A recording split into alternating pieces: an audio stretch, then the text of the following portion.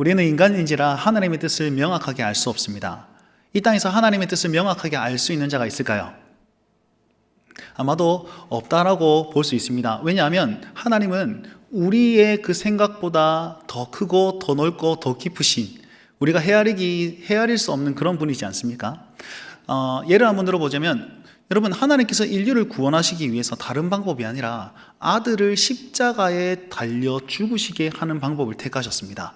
그리고 영원하신 그 신을 인간으로 만드신 그 방법을 택했습니다. 누가 그것을 예상할 수가 있었겠습니까? 아무도 그 방법을 예상하지 못했지만 하나님께서는 그걸 계획하시고 실행하시고 우리에게 역사해 주심으로 인류를 구원하셨습니다. 자, 그 하나님께서, 그 높고 위대하시고 경이로우신 그 하나님께서 지금도 우리 가운데 그렇게 역사하고 계십니다.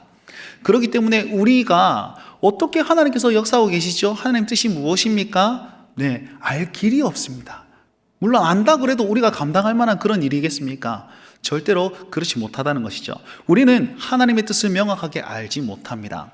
저희 선교단체 중에 대표님께서 그런 말씀하신 적이 있습니다. 선교왕국이라는 대회가 있는데 그 선교단체들이 연합해서 이제 하는 대회거든요. 근데 어떤 모 선교단체하고는 참 일을 못하겠다 이렇게 얘기했었습니다. 이유가 뭐냐면 이제 회의를 치열하게 합니다. 2-3시간씩 막 회의를 한 다음에 다음 회의 때 다시 모였는데, 자, 이 안건에 대해서 어떻게 할까요? 그러니까 저쪽 선교단체 간사님이 그건 하나님의 뜻이 아닌 것 같습니다. 그렇게 얘기하는, 한참 회의를 해놨는데 기도하고 나서 그건 하나님 뜻이 아닌 것 같습니다. 이렇게 말씀하셨습니다. 내가 믿는 하나님과 지가 믿는 하나님이 다른가? 나는 맞다고 보는데 지는 아니라고 그러네. 그렇다는 거죠. 여러분, 같은 하나님을 믿는다 해도 어떤 사람은 하나님 뜻이라고 하고 어떤 사람은 하나님 뜻이 아니라고 합니다. 그럼 우리는 어떻게 하면 하나님의 뜻을 그나마 분별할 수 있을까요? 여러분, 하나님의 뜻을 우리가 알 수 없기 때문에 우리는 기도하셔야 됩니다. 어떻게 기도해야 됩니까? 하나님의 이름이 거룩하게 하시고 하나님의 나라가 임하게 하시고 하나님의 뜻이 하늘에서 이루어진 것 같이 땅에서도 이루어지게 하여 주옵소서. 할렐루야. 나는 하나님의 뜻을 잘 모르지만 내 인생 가운데 주의 이름과 주의 나라와 주의 뜻이 드러나길 간절히 사모합니다 라는 그 기도 제목으로 살 때에 뒤돌아보면 하나님의 나라가, 하나님의 이름이, 주의 뜻이 내 인생 가운데 흔적으로 남아있을 것입니다. 두 번째, 우리는 하나님의 뜻을 잘 알지 못하기 때문에 최선을 다하셔야만 합니다. 저 사람이 구원받을 사람인지 아닌지 우리 모르기 때문에 최선을 다해 전도를 해야 되며, 오늘 주님 오실지 내일 주님 오실지 모르기 때문에 우리는 최선을 다해 예배해야 되고, 또 우리 생활의 성실함을 가지고 최선을 다해야만 합니다. 그리고 우리는 하나님의 뜻을 모르기 때문에 교회로 모여야만 합니다. 이유가 무엇이냐면 하나님께서는 나에게도 하신 일이 있지만 우리 지체들 각자에게 하신 일들이 반드시 있단 말이죠. 그리고 각자의 역사하시는 하나님이 한데 모아가지고, 자, 이것이 나의 뜻이다 라고 교회를 통해서 알려주시거나 하나님의 어떤 역사를 통해서 보여주시기 때문입니다. 자, 이렇게 살아야 되는 것이 맞는데 저를 포함한 우리 많은 성도들은요, 하나님의 뜻을 어떻게 분별하느냐? 내 경험과 그리고 내 지식으로 하나님의 뜻을 판단하는 경향이 많습니다. 그렇기 때문에 서로 다툼이 있고 분란이 있고 그리고 시기와 실패가 생기게 된다는 것이죠. 한번 예를 들어 봅시다. 선교가 중요합니까? 전도가 중요합니까? 선교에서 하나님을 만났던 사람들은 선교가 중요하다 할 것이고, 복음 전도에 열심히 일 가진 사람들은 전도가 중요하다 말씀하실 것입니다. 그러면 좀 더 예민하게, 교리가 중요합니까? 아니면 은사가 중요합니까? 성경 읽는 것이 중요합니까? 기도가 중요합니까? 어떤 사람들은 교리를 통해서, 성경을 통해서 그 진리를 잘 배웠으면 야, 이거 진짜 중요하다 할 것이고, 어떤 사람은 기도하면서 그 은사적인 부분을 체험하고 경험하신 분들은 기도가 중요하다라고 얘기할 것입니다. 그럼 무엇이 중요합니까? 이거는 이것이 중요하다라고 말할 수는 없겠죠. 그런데 내가 경험한 걸 우선시 하다 보니까 이게 중요한데 왜 이렇게 안 하냐? 저게 중요한데 왜 저렇게 안 하냐? 라고 얘기하면서 판단한다는 것이죠. 여러분, 저는 어렸을 때부터 고신에 이제 몸담고 살았고 또 SFC를 통해서 말씀 중심의 훈련을 받았기 때문에 조금 신비적인 부분이나 은사적인 부분이 조금 약한 경향이 있습니다. 그래서 어렸을 때 진짜 방언을 사모하면서 열심히 기도했던 적이 있습니다. 제가 찬양 인도자로 사역을 하면서 온갖 찬양 세미나는 다 찾아갔거든요. 어느 세미나에 찾아갔는데 경배와 찬양학교라는 그곳에 갔는데 정말 신기한 일을 봤습니다. 거기 갔는데 4박 5일 수련회 동안에 사람들이 기도를 하는데 갑자기 기도하다가 픽픽 넘어가는 거예요, 이렇게. 근데 더 신기한 것은 스태프들이 그 사람을 이렇게 들고 무대 중앙으로 그냥 이렇게 툭 던져 놓아요. 여기 집회장이라면 사람들이 둥글게 서서 막 기도하고 이제 막 쓰러진 사람들이 여기서 막 기도하고 사람들 머리 안수하고 막 기도하는 거예요. 너무 놀랐습니다. 저게 뭘까? 근데 왜 나는 안 넘어갈까? 그럼 더 열심히 기도했는데 저는 안 되더라고요, 보니까. 그냥 이게 교단 차이이기도 하고 어떤 중심의 차이이기도 한데 여러분 그런 모습들이 잘못됐다라고 말할 수는 없겠죠. 왜요? 이단은 아니기 때문에. 같은 우리 사도신경을 고백하는 같은 예수 그리스도를 믿는 그 교회이기 때문에 우리가 그것을 잘못됐다라고 할 수도 없으나 저에게는 안 맞는 모습이었습니다. 마찬가지로 그렇게 은사를 중시하고 방언하시면서 그렇게 하시는 분들은 이게 너무 밋밋하다 뭐 이렇게 느끼실 수도 있지 않겠습니까? 그렇기 때문에 우리가 교회로 모여야만 합니다. 딱딱한 분들이 있다면 유들유들한 분들이 있어야 되고 또 진리를 가르치는 분들이 있다면 기도로 중보하는 사람들도 있어야 되고 그렇게 우리가 한 몸을 이루어 나아갈 때에 하나님의 뜻이 온전히 나타나게 된다라는 것입니다. 그래서 우리는 우리의 고집과 우리의 생각과 우리의 경험보다도 하나님이 어떻게 일을 이루어 나가시는가, 그 다음에 하나님의 말씀이 무엇을 말을 하고 있는가, 거기에 집중하며 나아갈 때에 우리는 하나님의 뜻에 근접하여서 살 수 있을 것이다, 그렇게 생각이 됩니다. 오늘 본문 말씀에 그런 모습들이 잘 나타나 있습니다. 사도행전 15장은요 굉장히 중요한 장 중에 하나입니다. 왜냐하면 이 사도행전 15장에 나온 예루살렘 공회에서 정말 중요한 결정을 하기 때문입니다. 무슨 결정이냐면 처음에 이방인들에게도 구원이, 하나님께서 이방인들에게도 복음을 심겨주었구나, 구원이 이루어지는구나 라는 것을 공식적으로 인정한 것이고, 두 번째는 이제 율법이 아니라 성령으로 말미암아서 성령님을 통해서 이제 구원을 얻을 수 있는 그런 길이 열려졌구나 라는 것을 공식적으로 인정한 것이 바로 15장에 나타나기 때문입니다. 이 말은 다른 말로 하면 이제 옛 시대는 가고 예수 그리스도를 통해서 새 시대가 도래하였고 새 시대가 진행되고 있구나 라는 하나님의 뜻을 명확하게 인정하는 그런 장면, 전환점이 되는 부분이 바로 15장에 나타나기 때문입니다. 사건의 전말을 이렇습니다. 안디옥에서 정말 이방인들이 다 모여가지고 하나님을 찬양하고 정말 부흥이 일어났다는 것입니다. 그런데 유대에서 온 한 사람이 그들에게 가르치기를 아마도 바리새파 중에 믿는 사람이다 라고 추측할 수 있는데 5절 말씀이 그거를 대변하고 있습니다. 그가 와가지고 이렇게 얘기하는 거예요. 아니 모세의 법대로 할례를 받지 않냐면 너희는 능히 구원을 받은 것이 아니야. 구원받아서 기뻐하는 그 성도들 앞에 너희가 할례를 받고 모세의 율법을 행하지 않았는데 너희 구원은 가짜야, 이렇게 얘기했다는 것이죠. 자, 이 사람에게 있어서는 이것이 익숙한 거예요. 이 바리새인의 그런 모습으로, 물론 예수 그리스도는 영접하고 예수 그리스도는 믿지만 이때까지 해왔던 그 습관이 있었기 때문에 이게 더 익숙한 거란 거죠. 근데 그것을 저 이방인들에도 그대로 적용하고자 하니까 적지 않은 다툼과 변론이 일어났다라고 2절 말씀에 나타나 보이고 있습니다. 그러니까 바나바와 바울과 이 사람들이 계속 분쟁이 일어나고 다툼과 변론 치열하게, 적지 않다라고 했지 않습니까? 치열하게 싸우다 보니까 야, 이거 총회에 상정해보자, 저기 예루살렘에 문의해보자, 이게 뭐가 맞는지. 그래서 사람들을 보내서 장로들과 사도를 보내가지고 한번 확인해보자, 이렇게 얘기를 했다는 것입니다. 그러면서 예루살렘으로 올라가는 그 모든 길 속에서 자기가 행했던 모든 일들을 다 얘기하니까 사람들이 기뻐하였다고 그랬어요. 무슨 말이냐면 다들 예수 그리스도를 영접하고 같은 신앙 고백을 하고 있다는 것입니다. 근데 차이점은 무엇이냐? 모세의 율법과 할례를 해야 되나 말아야 되나, 이거 차이였다는 것입니다. 자, 5절 말씀 딱 보니까 이렇게 얘기하는 거죠. 거기에 또 바리새파 중에 믿은 사람들이 이방인에게 할례를 행하게 하고 모세의 율법을 지키라고 명령해야지 이게 진짜 올바른 것이다, 이렇게 얘기했다는 것입니다. 그랬더니 베드로가 나와서 이렇게 얘기를 하는 것이죠. 여러분들도 알다시피 하나님께서 나의 입술로 말미암아서 이방인들에게, 하나님이 이방인들로 말미암아 나의 입술로 말미암아 복음의 말씀을 전하게 하셨습니다.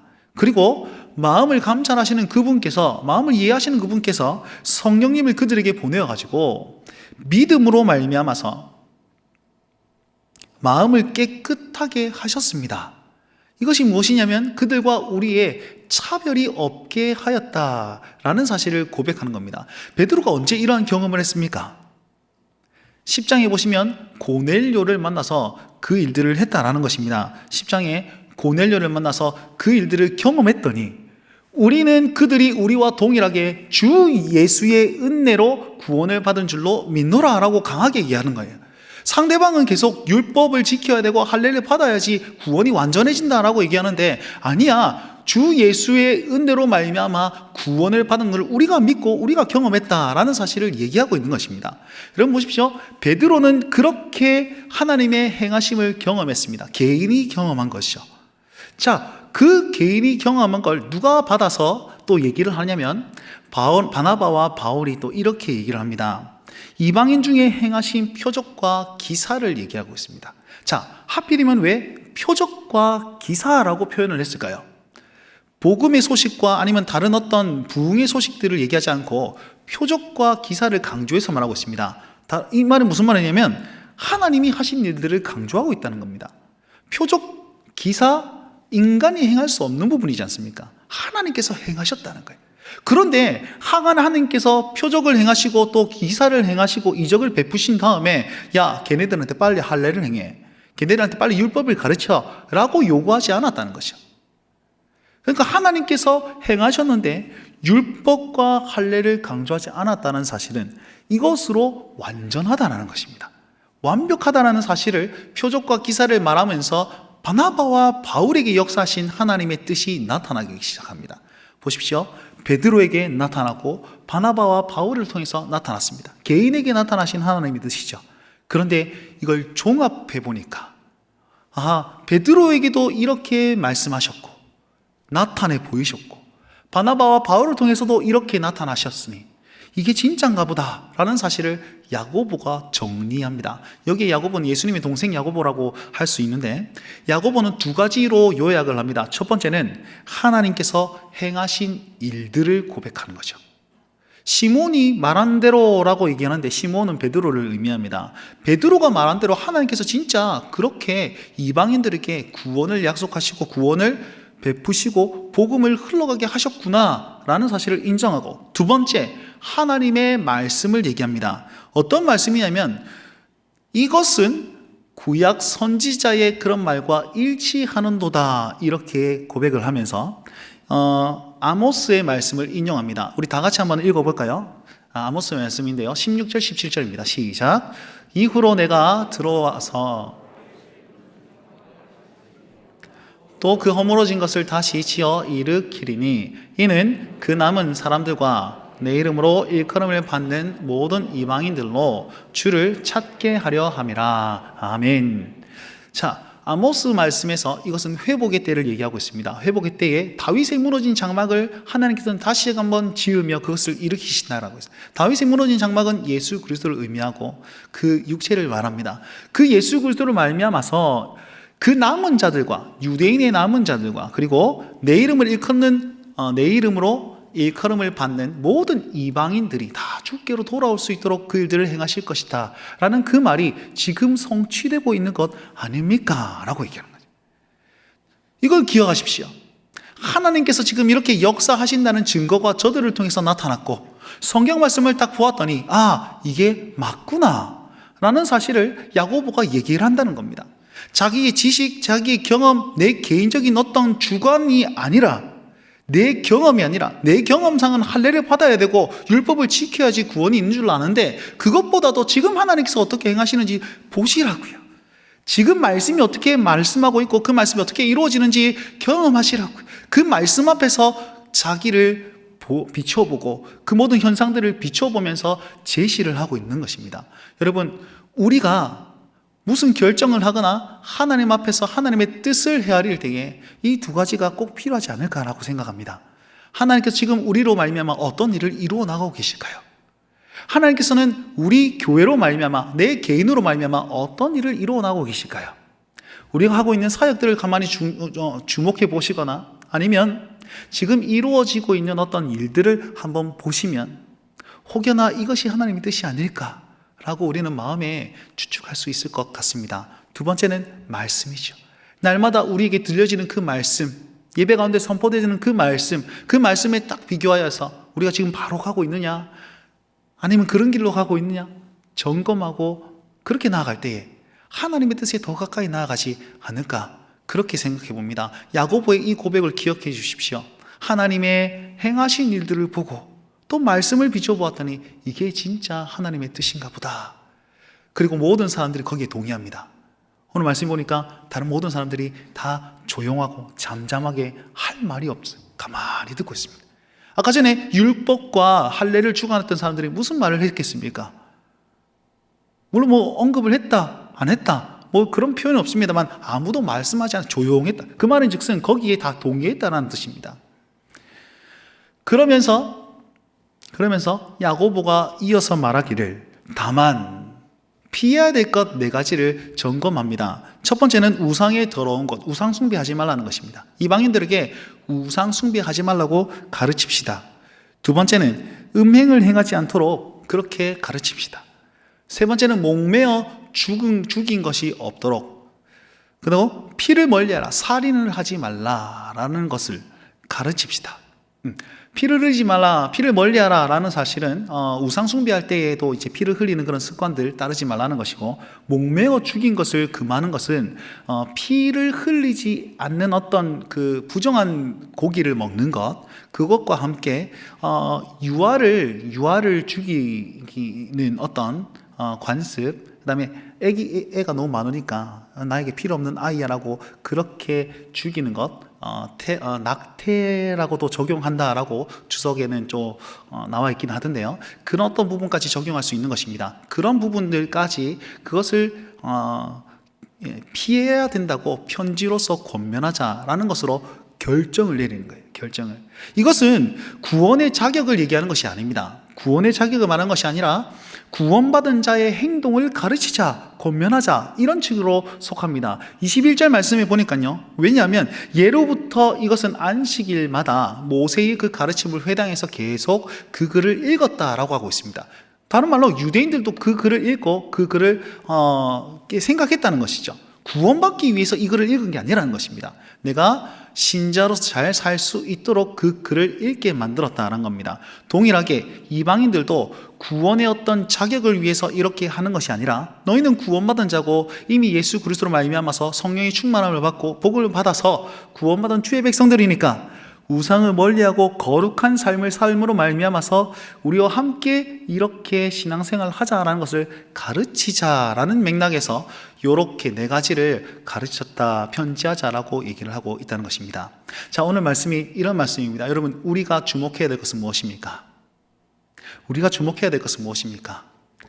각자 믿는 그 하나님의 그 경험들과 베드로를 통해서 역사하시는 하나님과 사도 바울을 통해서 역사하시는 하나님, 그리고 다른 모든 사람들을 통해서 역사하신 하나님이 이제는 다 모아가지고 이 하나님이 이렇게 역사하시니까 이게 하나님 뜻이구나 라고 온 회중과 온 교회들이 그것을 결정하는 모습을 볼 수 있겠죠. 마찬가지입니다. 우리 교회에서도 각자의 그런 비전과 은사대로 하나님께서는 우리를 사용하십니다. 그런데 우리만 사용하시지 않습니다. 우리만.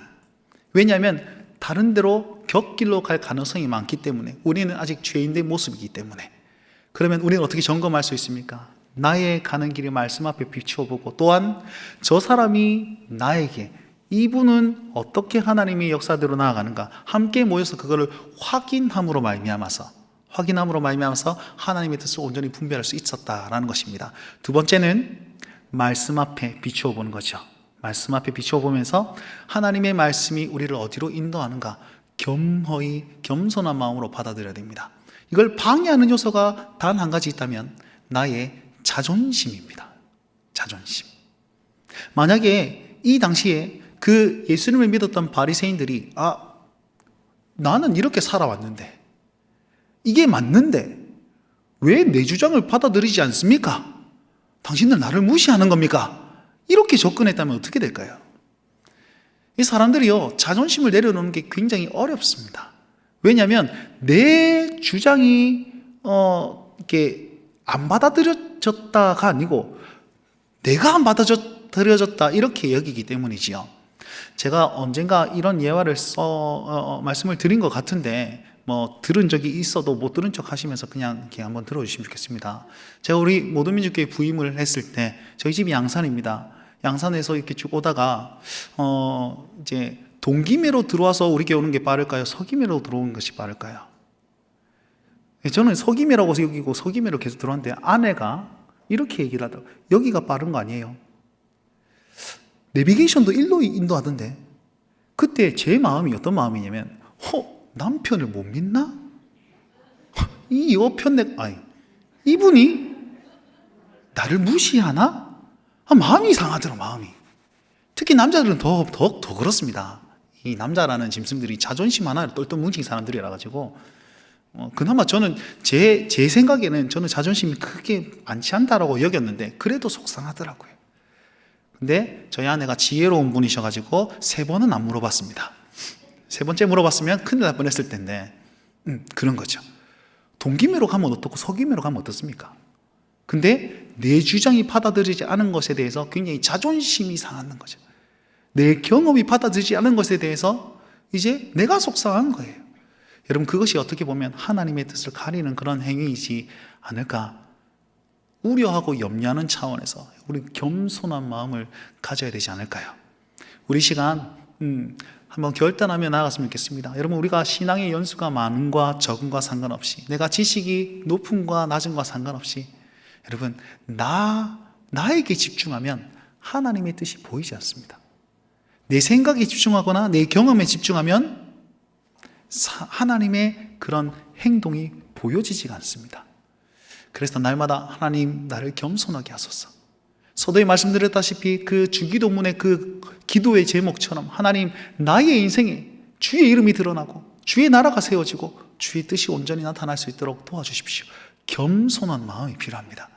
우리 이 말씀을 기억하시면서 그 겸손함이 예루살렘의 모든 그런 교회들을 똘똘 뭉치고 또 중요한 결정 하나님의 뜻 가운데 나아가게 했다는 사실을 기억하면서 하나님 나를 겸손하게 하소서라고 고백할 수 있는 우리 모든 성도들이 되시길 주의 이름으로 축원드립니다.